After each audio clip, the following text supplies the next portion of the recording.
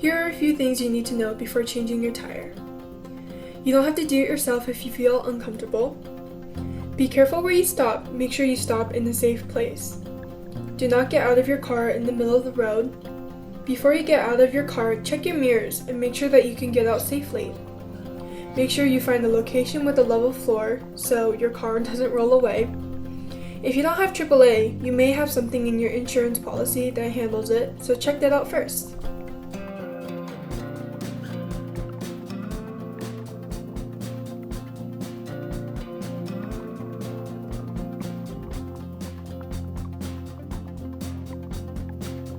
To start, you will need a spare tire, a jack, a chalk, and a wrench. In the photo, you won't be able to see a chalk because my car didn't come with one, but to use your chalk, you place it on the tire opposite from the flat tire to make sure that the car doesn't roll. Before starting anything, make sure you turned your engine off and used your handbrake. To start, you will need to loosen your lug nuts. They may be pretty tight, so you may need to use your foot or your body weight to be able to loosen them. Make sure you only loosen them and don't fully take them off. We need to now raise our car with the jack, but you can't just put your jack anywhere. You can look at your car manual to find the jack notches, or you can look underneath your car for something like the photo here. Then you can align your jack with the notches and extend the jack so it touches your car. You can use your hands for this. Now you can start actually lifting your car, and when jacking up your car, be very, very careful and never go underneath the car, and always assume that the jack can break or collapse anytime. Jack up your car so that the tire is a little bit off the floor but not too much. After your car is raised, you can now fully remove the lug nuts.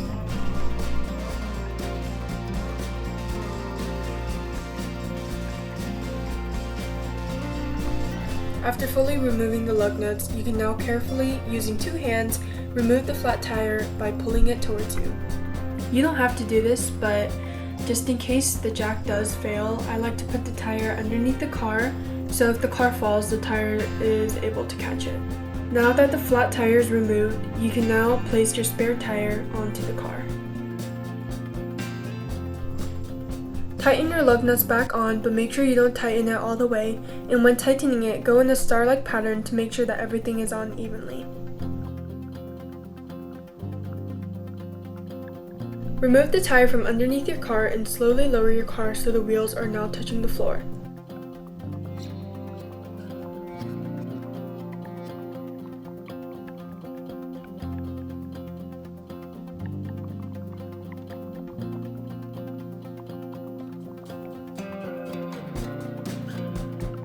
Now you can fully tighten the lug nuts back in place by using your full body weight.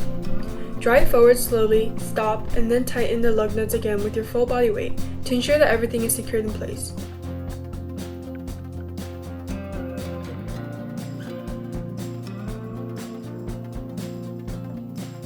And now your car is ready to go!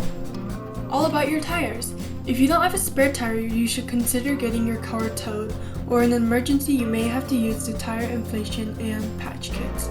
Some spare tires are full size, which means that it can be okay to drive long distances, but some tires are smaller and where you should only drive for a short distance to a tire or repair shop. Tires are only good for about 5 years, so make sure you also change your spare tire along with your normal tires. And that's it for how to use a spare tire. Bye!